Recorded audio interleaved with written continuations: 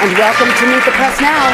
I'm Kristen Welker, and you were just listening to President Biden at the White House as he signed into law the bill dubbed the Inflation Reduction Act. You heard him there saying it's now law.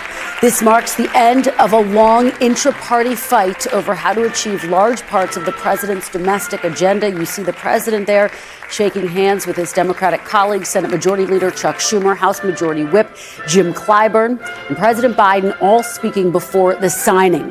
Mr. Biden proclaiming that the bill is proof that, quote, democracy still works in America.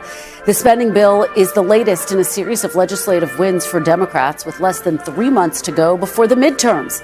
The $740 billion bill includes landmark climate funding, tax hikes on the wealthy, and health care reforms, including lowered prescription drug prices. First Lady Jill Biden was absent from today's signing ceremony after she tested positive for COVID-19 this morning. The White House says the president tested negative for COVID again today.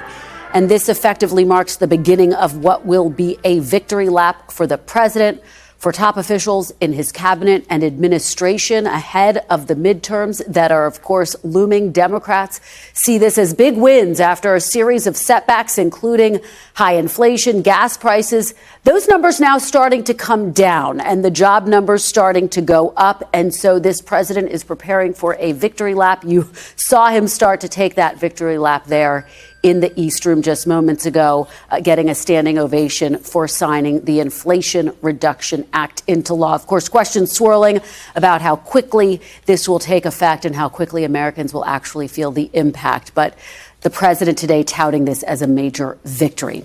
We do want to turn now to the other big politics story of the day. I just alluded to it. If it's Tuesday, voters are voting somewhere. And right now, that somewhere is Wyoming and Alaska.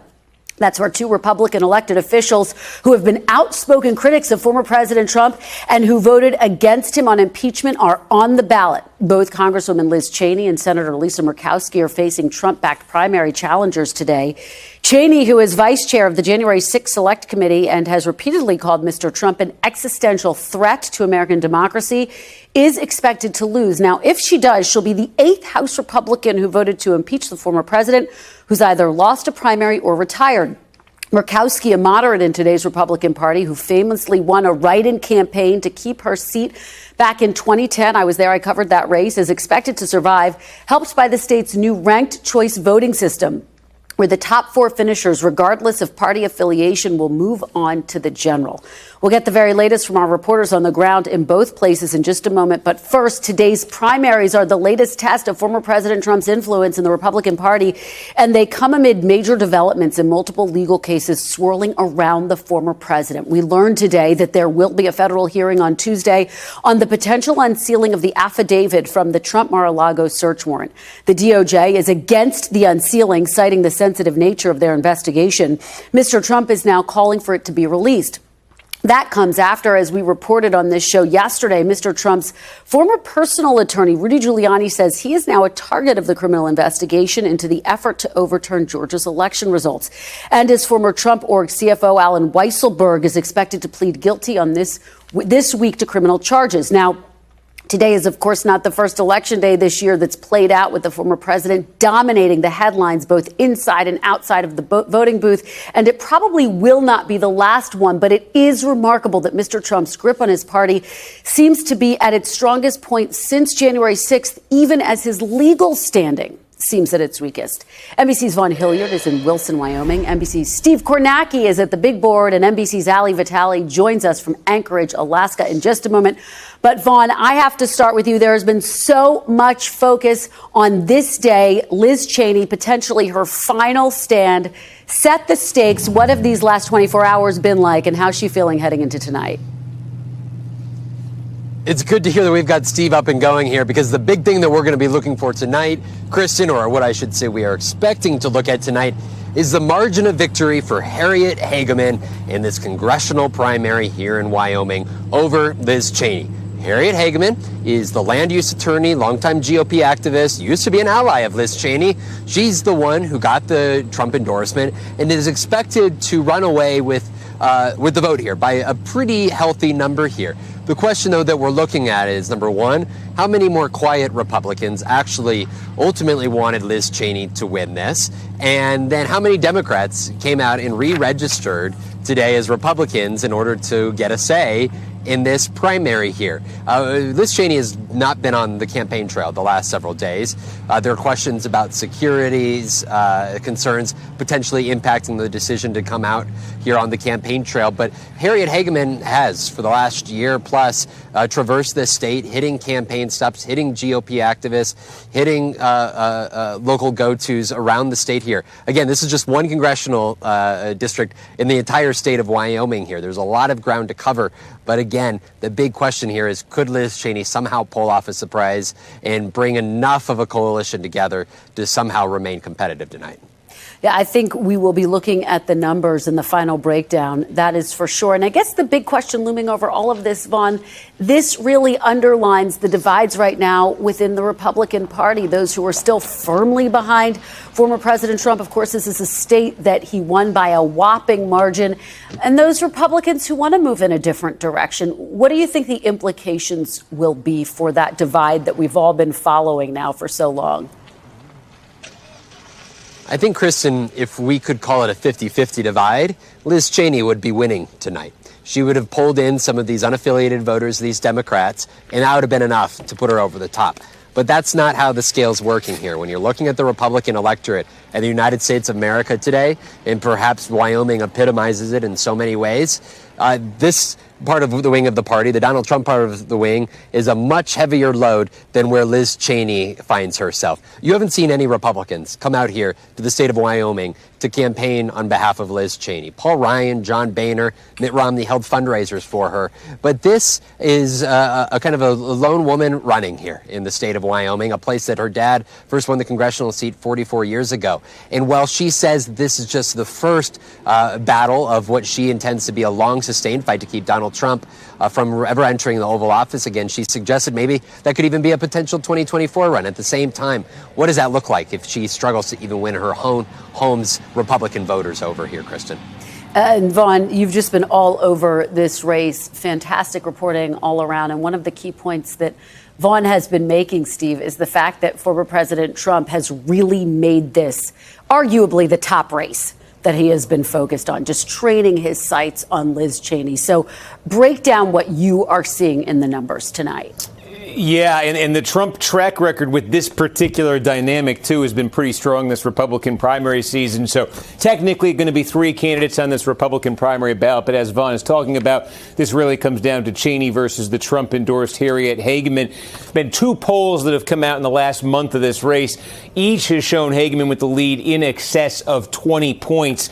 So you got that pointing to a struggle for Liz Cheney tonight. And then you've got how the others like Liz Cheney have held up. This is the list we've been keeping. 10 Republicans who voted to impeach Donald Trump following the events of January 6th. How do they end up faring here in the election year of 2022? And you can see here 4 of them chose not to run for various reasons, but part of that might just simply have been thinking they would have this kind of struggle in a Republican primary. So 4 of them right away took themselves out of contention. Then you've had 3 who've lost so far. Tom Rice got blown out in South Carolina.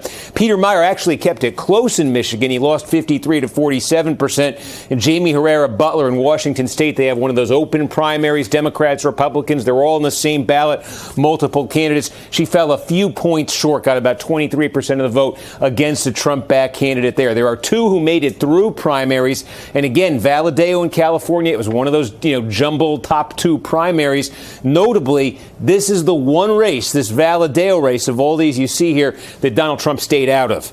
Maybe an essential ingredient in Valadeo getting through his top 2 primary. And Dan Newhouse in Washington, the other one, again, by the skin of his teeth. He got about 25% in a top 2 primary. This Cheney race, totally different dynamic. It is essentially a one-on-one race playing out in such a deeply conservative state here. So, Cheney would need to pull off something here that so far really no one's pulled off this primary season.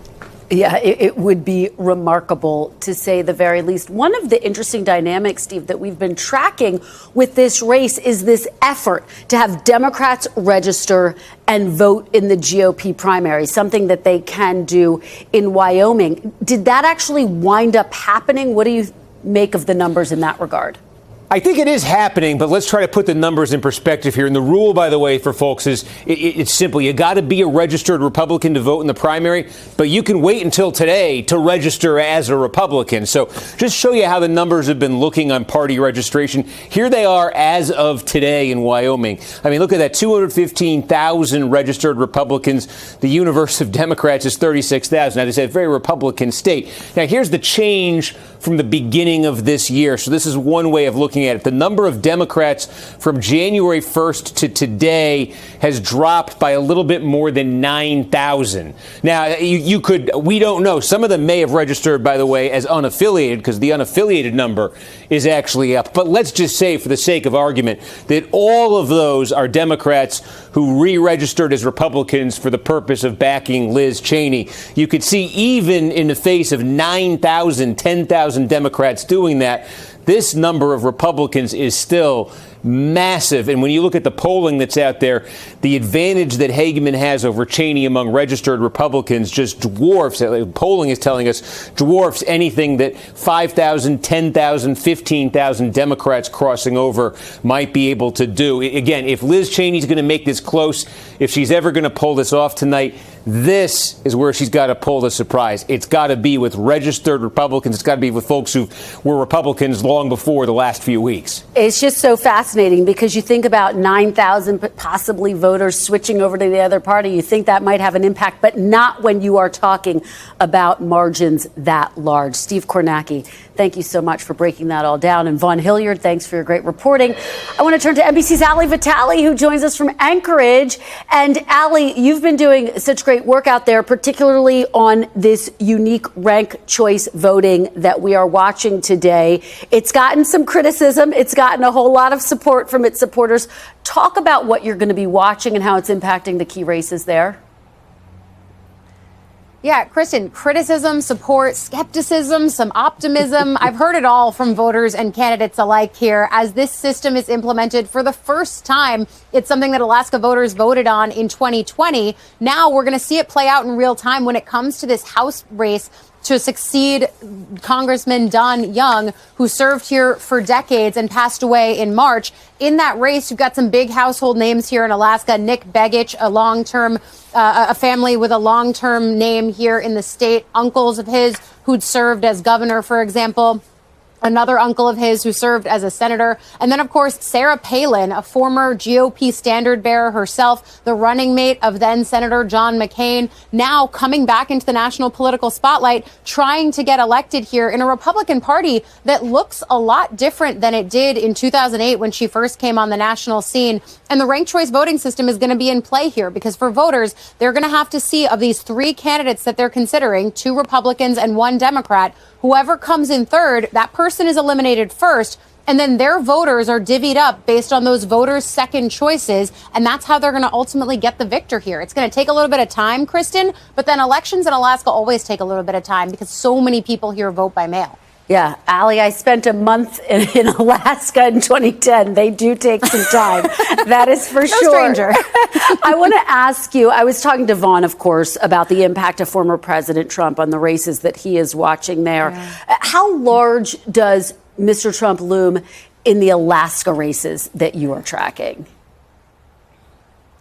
That kind of depends who you're talking to, too, because, for example, in that House race, he has endorsed Sarah Palin, a full-throated, wholehearted endorsement that stems from her endorsement of him in 2016. I was covering the race that day in Iowa when Palin first endorsed Trump. It's something that he had close to mind when he came here to Alaska to campaign for her and for the candidate that he's chosen in the GOP Senate contest against Senator Lisa Murkowski, who, of course, he has labeled the worst among all of the Republicans that he does not like. So she is top of the target list. And look, Palin and Murkowski both are going to be illuminating what it means to be a Republican in this post-Trump era in a state like Alaska, where if you talk to candidates like I did, they're saying this race hinges on a lot more local issues. Listen. No, I think Alaskans really focus on Alaskan issues, and we are not very interested or consumed by the direction we're being told to go from people in the lower 48 who don't know anything about Alaskan issues. And up here, what people care most about is what Alaskans think. I have the endorsement of the Alaska Republican Party. Sarah Palin does not.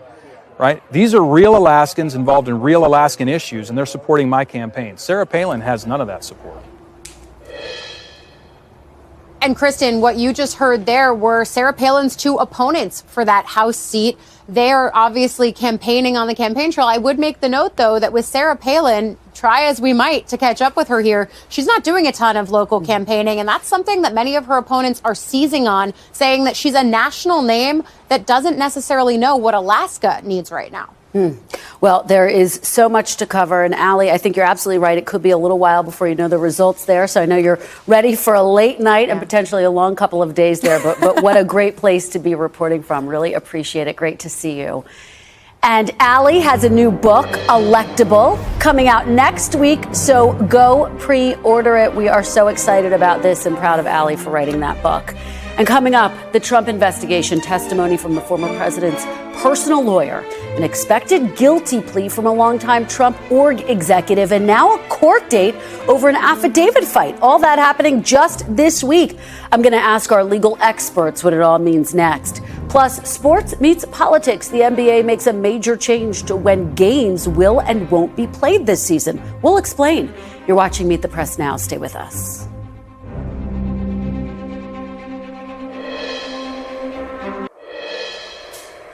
Welcome back. The federal judge who approved the search warrant for Mar-a-Lago will hear arguments Thursday on whether to make public the details of why the search was allowed. The Justice Department wants the affidavit to remain sealed to protect the integrity of an ongoing investigation that involves national security. The document includes the government's justification for the search warrant. Mr. Trump and his allies have called for the affidavit to be made public. Several media outlets, including NBC News, have requested the affidavit be unsealed as well. And there's new reporting just this afternoon from the New York Times that the FBI has interviewed top Trump White House lawyers Pat Cipollone and Patrick Philbin about the documents that were stored at Mar-a-Lago. NBC News has not confirmed that reporting.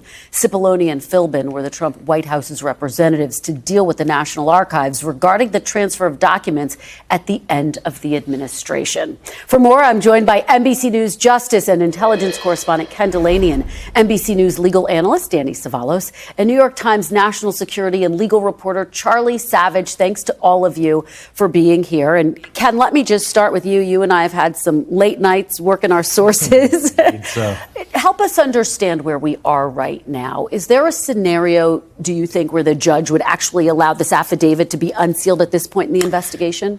I don't see one, and I hate to say that because our own lawyers are in court arguing to make it public because we're journalists and we want to see it. But when the Justice Department goes to court and says we're trying to protect grand jury secrecy, the identity of witnesses, the scope of our secret investigation, that almost never gets unsealed. And we learned something from that filing yesterday. We learned that this is a much bigger investigation than just simply we want our classified documents back. They are interviewing witnesses. They are clearly trying to figure out how the documents got there and who handled them. And that may explain these interviews of Pat Cipollone.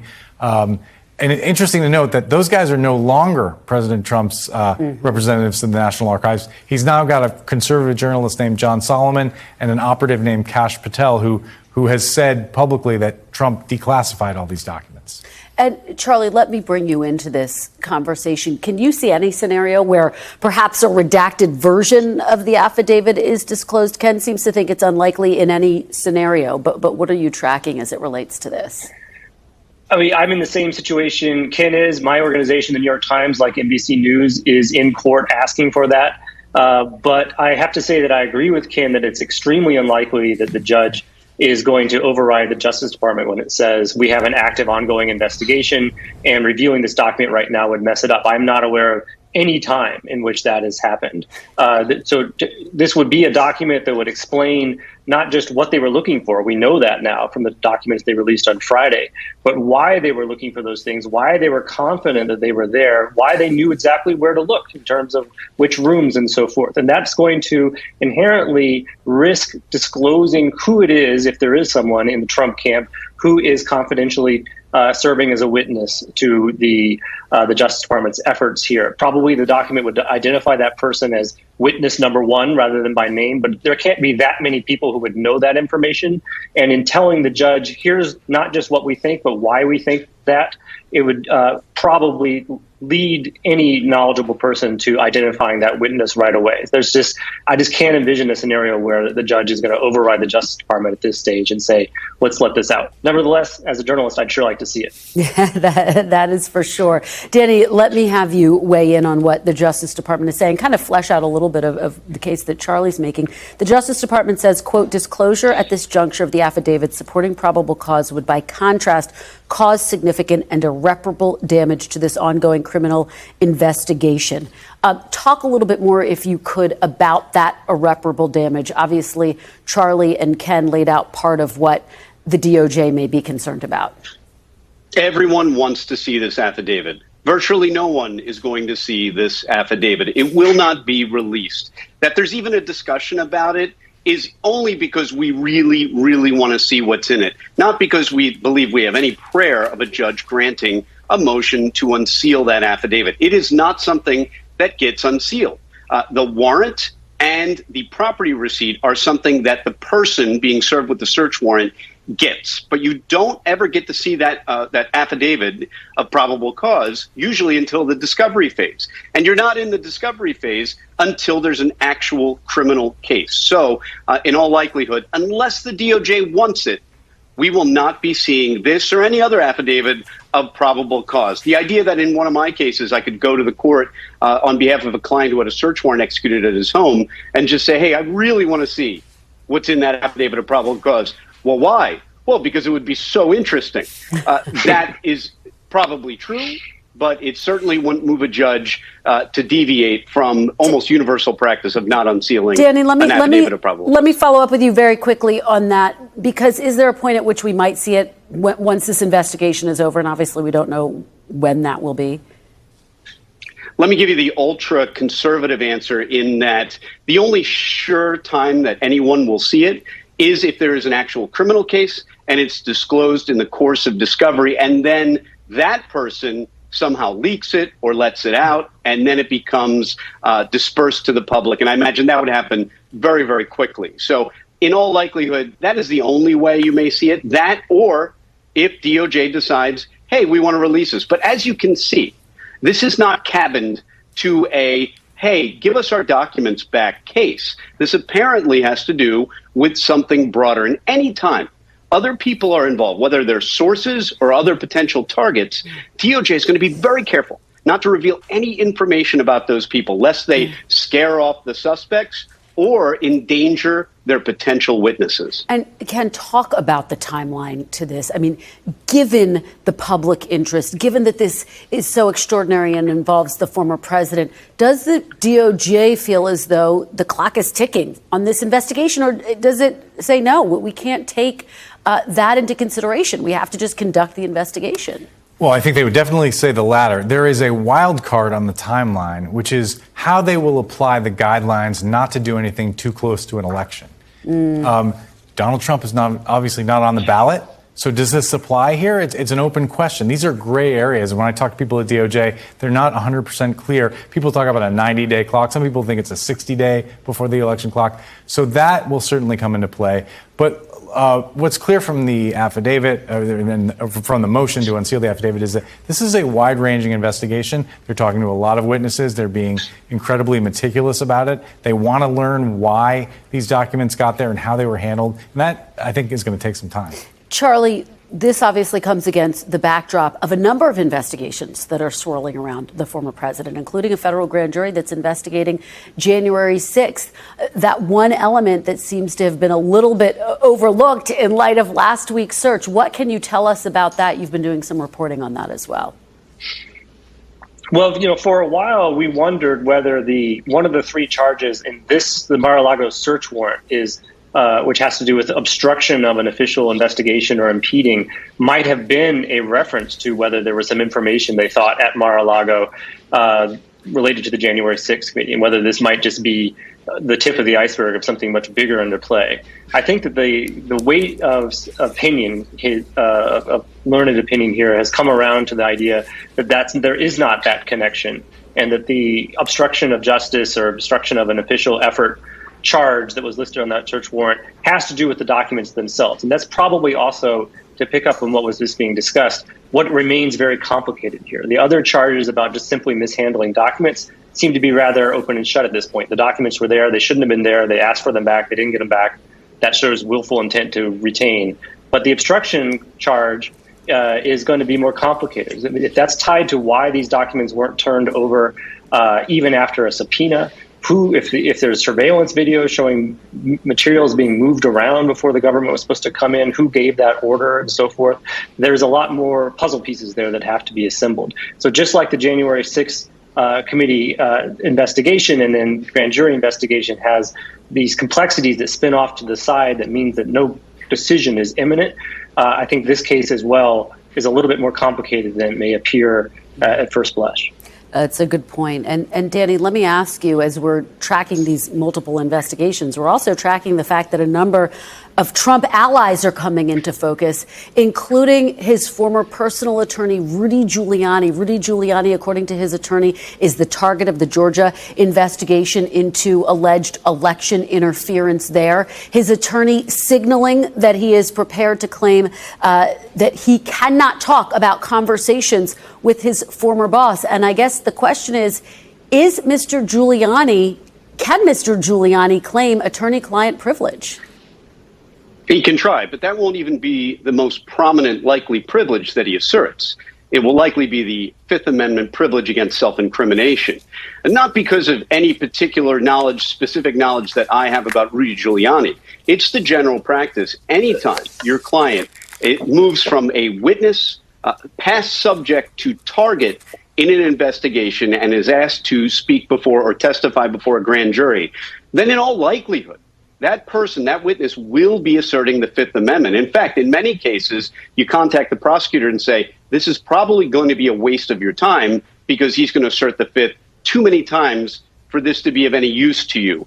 Now, I suspect in this case that would not work because the Georgia prosecutor wants him to show up no matter what, even if he asserts the Fifth Amendment for each and every question, and even if he asserts attorney-client privilege for each and every question. So in the normal case, that might excuse a witness's attendance completely. In this case, it will not. Does that mean he's going to take it in response to every question? No, not necessarily. But standard practice for defense attorneys would be to warn, nay, admonish your client to consider taking the Fifth early and often if you are considered the highest level of suspicion, which is a target. But I'd also add that those are very fluid tiers. Somebody can say the wrong thing during a grand jury testimony and move very quickly from witness up to target. All right. Well, as Charlie said, this is complicated stuff. Thank you all so much for helping us to understand it. Ken, Dana, and Charlie, really appreciate your expertise. And coming up next,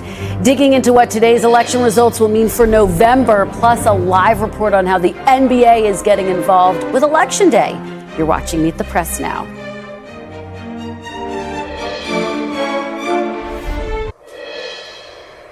Welcome back. As we mentioned earlier, former President Trump looms large over this year's midterm elections, especially in the Wyoming primary today, where all signs point to Congresswoman Liz Cheney losing to a Trump-backed candidate. Of the 10 House Republicans who voted to impeach Donald Trump, 4 are retiring, 2 won their primary races, and 3 have already lost. Joining me now is our great Election Day panel, Jake Sherman, co-founder of Punchbowl News and an NBC News political contributor, Symone Sanders, host of Symone on MSNBC and former advisor to Vice President Harris, and Doug Heye, Republican strategist and former RNC communications director. Thanks to all of you for being here. I'm excited about this panel. Jake, let me start with you in Wyoming. You've obviously watched Congresswoman Liz Cheney on the January 6th committee, and this is being characterized as her last stand. What are you watching for today, not in terms just of this race, but in terms of her political future? Well, it seems as if the race is over. I mean, based on the last 2 public polls, so we don't have to wonder much about that. But I'll be curious, obviously, to hear her concession speech or defeat speech, whatever you'd like to call it.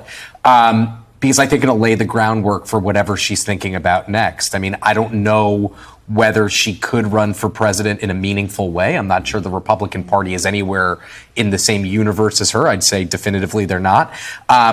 So I'm curious to hear what she says tonight in this. It must be the most watched concession defeat speech that we've seen in a long time. Doug, what are you? Was that a shot at me? Well, what are you expecting to hear from her? And do you think she could have a real shot at a potential run, or potentially at least peeling off some voters away from former President Trump if he does throw his hat into the 2024 I think to Jake's point, the sign that this race has been over electorally isn't just the last two polls, it's the last two commercials. Yeah. The one that features her, the one that features her father. She doesn't say, and go out and vote on Tuesday. She's talking about a much longer fight. So it will be a concession speech. It's nice to see Republicans admit defeat when they lose.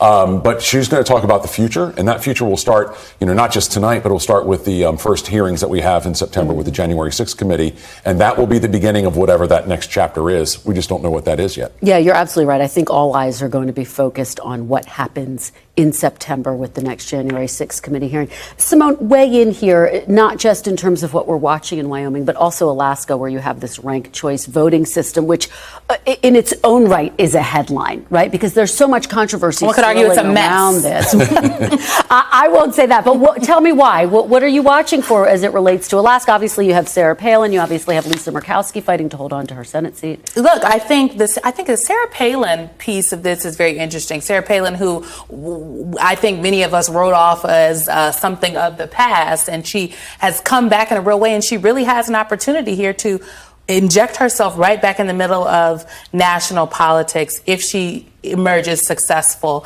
out of this race. I think ranked choice voting, look, we have talked about this at midterm after midterm, presidential election after presidential. When we're talking about primaries, we're looking at Maine. Maine made a move like this a couple years ago, and it is confusing to the voters. I think the question on the table is, how can you make sure the process is open enough so that no one's rights are being trampled on, that there truly is free and fair access to the ballot box? And I don't know if we've gotten there in Alaska. Well, the thing that's looming over all of these races tonight and into the future, of course, is former President Trump. And now we have this search at Mar-a-Lago. Jake, I've been talking to a number of Republicans who say actually what it's doing is it's galvanizing Republicans who had left, all but abandoned former President Trump. Now they're angry and they're now ready to support him again. Are you hearing that? What do you think the political implications are? I tend to think, and you guys can correct me if I'm wrong, I tend to think that, yes, I think it's galvanized his supporters, but I think the middle of the country, Democrats and Republicans who voted for him in 2016 and gave him the presidency, people who said, listen, this guy is abnormal, he's unusual, he is something new, we're going to give him a chance. I just can't imagine those voters giving him a chance in 2024. I just think that is where his support erodes just because of the constant noise, the constant drama. I just have to think that people don't like that. Doug, is he right? There's one thing, he is. And more to that is one thing I keep telling Republicans is when you immediately step out to defend Donald Trump when there's some kind of bad news, and this is, chapter 750 of this, what we always see consistently is 2 or 3 days later, there's oh, wait, we didn't know about that part right. of it. So that's when we heard the word nuclear last week. And there will be more to come. So their initial instinct is to defend Trump. And then they go quiet for a little bit because there's more bad news and there'll be more to come. It rarely gets better with Trump. That's what one Republican said to me recently. It's rarely less than what it seems like at the beginning. Symone, give us the reality check on how Democrats are viewing this, because President Biden was ready for his victory lap. He started it today at the White House. He signed the Inflation Reduction Act into law. He and his top officials are going to be out on the campaign trail. They wanted to have the headlines to themselves. Yes, and now they're contending with Trump. They wanted to, now we're having conversations about how does the White House break through, right? Mm-hmm. Because the headlines are how does Donald the White Trump. House break through? Exactly. What is that? How do they? Look, I think the White House needs to continue to do what they have been doing. I talked to Jamie Harrison, the chair of the Democratic National Committee, the other day, and he gave a very forceful defense, if you will, of the Biden-Harris agenda and what Democrats have gotten accomplished. I think you heard the president give a shot across the bow in his remarks today, talking about, there are those that basically wanted to be detractors and And those of us who focused on the work, that's how we make life change for the American people. I do think that there is a responsibility on Democrats to do not take the shiny object. There is nothing to be helped by talking about this investigation from Merrick Garland. Let Merrick Garland do his work. The White House needs to focus on selling this agenda and explaining to people that no, 87,000 IRS agents are not coming for you middle-class Americans. The wild card is if Trump announces he's running in the middle of the primaries. I mean, does that hurt Republicans even more? Yeah, I think it does, in part because, Jake was talking about those voters who gave him a chance the first time and are exhausted. And part of what they're exhausted with isn't just all things Trump. It's inflation. It's rising crime. It's the images they see at the border, which is what Republicans should be wanting to talk about. Sometimes they do, sometimes they don't. But the more Donald Trump dominates headlines, even over the expense of the White House, it means Republicans can't talk about what they should be talking about. Can I make a point here, though? Because I think that Donald Trump has never actually faced a criminal proceeding. All of these cases, when we talk about his legal issues, it's been civil proceedings, and his tactics have worked there. It is very different when you start talking about criminal proceedings. And we know there's a DOJ criminal investigation, the Fulton County DA criminal investigation into January 6th. And then you've got Tish James in New York, criminal investigation into the Trump Organization. Yet it certainly adds a whole new layer. I want to go to my colleague and pause this conversation very briefly. Shaq Brewster, NBC News correspondent who is out in Brooklyn for us. And you, Shaq, are tracking a really fascinating twist to the midterms from outside of the world of politics. Tell us what you're watching. You have these exclusive details. Yeah, that's exactly right. And this morning we learned from the NBA that when they release their schedule tomorrow, it will show no games are scheduled to be played on Election Day. Beyond that, they're going to have all 30 teams compete on the day before Election Day, and they're encouraging their fans, their players, and vendors to participate in what they're calling a civic engagement night. And look, officials at the NBA say that this is about going beyond what we saw in 2020, where you saw many arenas like the one behind me turned into voting locations, some for Election Day voting, others for absentee ballot processing. They're still trying to work on that for this time around, but at this point they're trying to control the schedule and encourage as many fans as possible to take the midterm elections as seriously as they took the presidential elections. And in my conversation with the executive director of the league's Social Justice Coalition, one thing that I asked him is this a symbolic move? And he leaned into it, saying, yes, it's symbolic, but the symbolism has power. Listen to this. Jake, I'll come out to you. So valuable about the NBA community stepping into this space is that we have a platform unlike any other. If we do something that some might call a symbol, I would say that's a good symbol. If we were talking about getting out, registering, voting, making your voice heard in whatever way you think is most important, those are symbols that I think most people can and would support. Folks who follow the NBA extremely closely say this is an unprecedented move, but point out that it's not unfamiliar territory for the NBA. We've seen them lean into political discussions repeatedly. We know that they've endorsed specific policy measures like the George Floyd Justice and Policing Act, for example.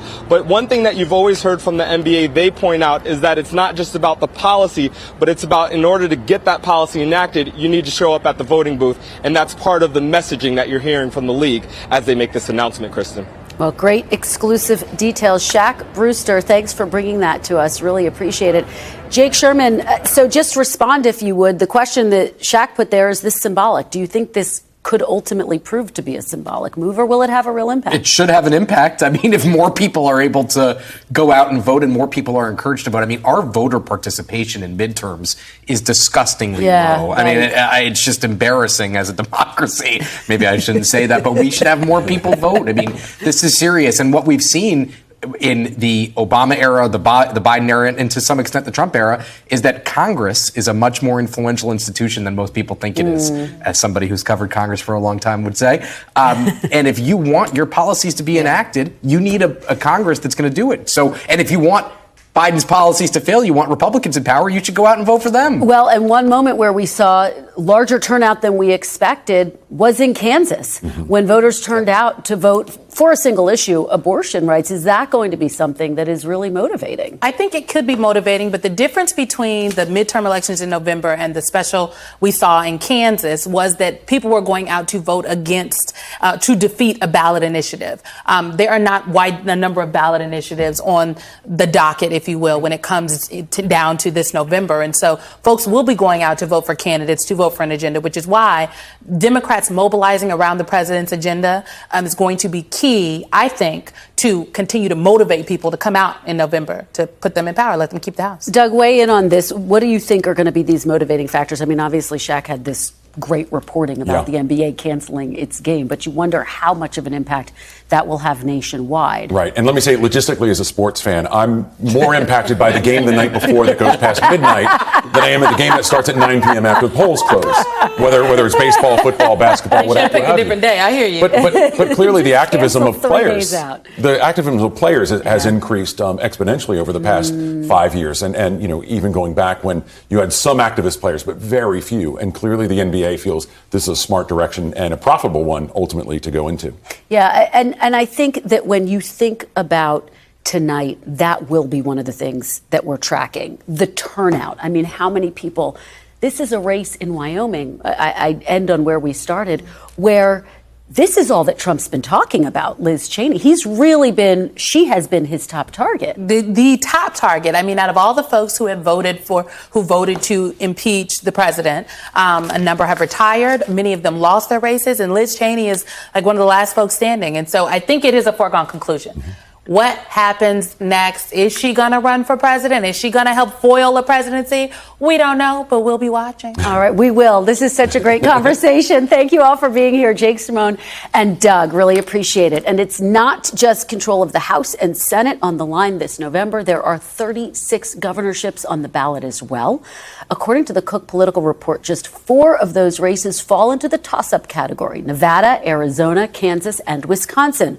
The last of those matchups was set last week when Republican Tim Michels won the primary to take on Wisconsin's incumbent governor, Tony Evers. Arkansas, with its open governor's seat, is decidedly not on the list of toss-ups.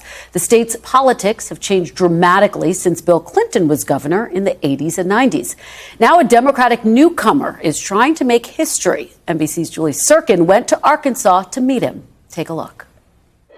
Just 2 black governors ever elected in U.S. history. Chris Jones, a Democrat running in the deep red, deep South, hopes to be the 3rd. It is humbling, to know that there's still a barrier, a ceiling, and it's a reminder that we have work to do to bring everybody to the table. Arkansas used to be Clinton country. Now, this is a long shot campaign to beat former Trump spokeswoman Sarah Huckabee Sanders. Her dad, Mike Huckabee, a popular ex-governor of the natural state. I'm Chris Jones, running for governor.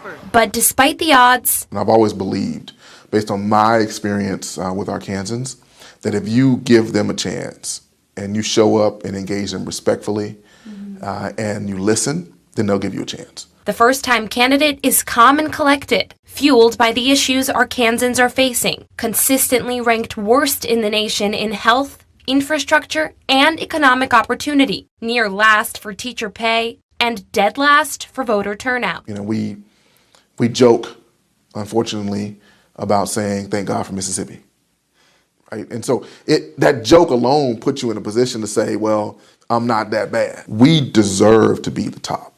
And we deserve to be first. A seventh-generation Arkansan, Jones was inspired as a child to pursue politics after meeting then-Governor Clinton. I found out that a governor could solve problems, serve people, and make a difference in their lives. And so I was sold at 8, and I said, I want to come back to Arkansas one day and serve as governor. Jones graduated from Morehouse College on a NASA scholarship, then earning a master's in nuclear engineering and a PhD in urban planning from MIT. Looking at your resume, it doesn't scream politician. But it does scream problem solver. And I think, we need more folks in public service that are interested in solving problems for all people. It's been 8 years since any Democrat clinched 40% of the vote statewide. And in 2020, Donald Trump beat Joe Biden by nearly 30 points. Over the last decades, Republicans made significant gains in state legislatures all across the country, especially here in the South. Do you think Democrats have ignored states like Arkansas, states in the South? Yeah, I think in general, the answer is yes. Democrats hoping that putting forward unique candidates will engage voters. And here, Jones would be the first African-American elected statewide ever. Last time I saw a black man running for office was never. Today, with abortion top of mind for voters on both sides of the issue, states are having an outsized role and all sorts of things. Some conservative states are on the brink of near total bans, a position the majority of Americans are calling too drastic. They're exhausted by the extreme, and they want some folks to come in and be pragmatic, stand on values, and solve problems that matter to them. Great interview and reporting by our Julie Tsirkin. We appreciate that. And we should note that we reached out to Sarah Huckabee Sanders to ask her for an interview as well, but they declined our request. Still to come, it's been 1 year since the fall of Kabul. The Marine veteran who wrote a gripping recounting of those chaotic final days joins me next to talk about the rush to help people to escape and the mission still ahead. You're watching Meet the Press now.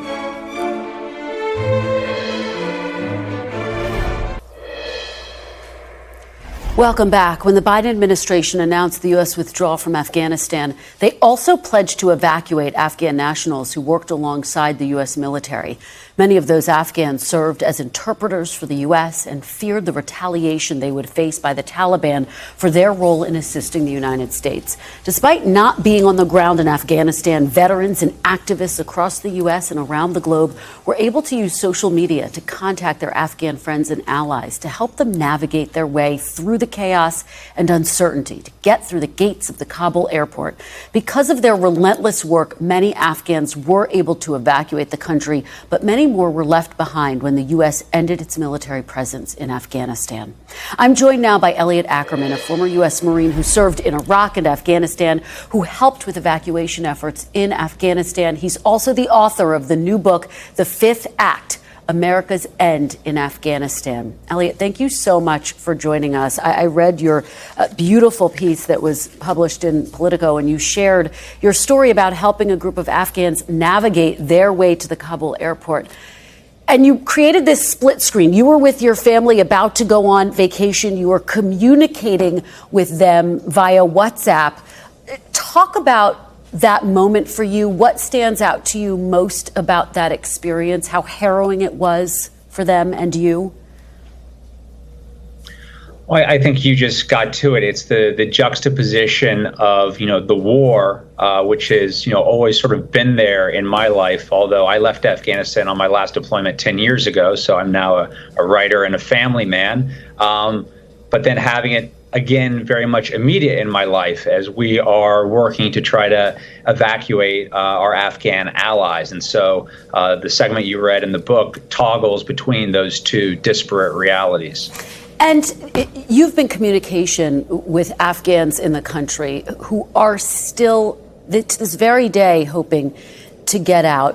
What do you think is going to be critical to help them get out? Do you think enough is being done?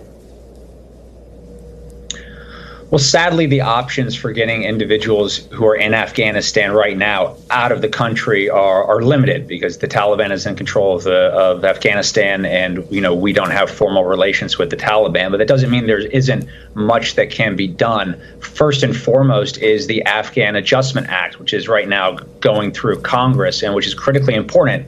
We've evacuated tens of thousands of our Afghan allies to the United States, but they still don't have any method to work. They can't get a green card and they can't start their lives here. And so there needs to be as much as an urgency of getting them on the path to working in the United States as there was in those 2 weeks last summer when we were trying to get them out of the airport. And were there moments when you were trying to get them out of the airport that you didn't think they would be able to get out? You described this scene where you and your wife just break down in tears, and I think your reader kind of breaks down with you, feeling that sense of relief once you knew that they were, in fact, going to be safe, but that was an uncertainty. Well, as the title of the book implies, the Fifth Act, there are really 5 cases that I tracked throughout this book that I was involved in, and they each had different outcomes, but the ones that ended well, I'll be candid, I didn't think they were going to work. The odds were so stacked against individuals getting into the airport that the relief I felt was both relief, gratitude, and frankly, just surprise that we'd been able to thread these people through all of the Taliban checkpoints, and American checkpoints to get them successfully into the airport. Yeah, it's just extraordinary. I want to read how you end this article, this part of your book that appears in Politico. And you talk about the judgment that America will face for this withdrawal. And you say, I'm thinking of one person when I imagine that judgment. Daniel Ahmed, born in America, born an American, and named for the man who saved his Afghan parents. Essentially, that this little boy's life is possible because of all of the people who helped save his parents, that not everyone could be saved, not everyone could be helped out of Afghanistan, but there are those lives, those precious lives that were saved. Talk about where you are when you think about that judgment. Well, I think it's something I think about individually, and I know that, you know, having served in war, that, you know, that violence has a very long and intergenerational tail. But I also know, you know, the people who got out of Afghanistan and those that are in the United States right now. I mean, these people are going to be great Americans, and I feel like it was a privilege to be able to help in whatever way that I can, and it will be a privilege to share my status as an American citizen with these people as we get them on track to get their green cards, become citizens, and as their first and foremost, their children are born in this country, as was the case with little Daniel. Well, it's just a privilege to read your account. We thank you for your service, and we thank you for joining us today, Elliot Ackerman. We really appreciate it. Thank you. And thank you for being with us this hour.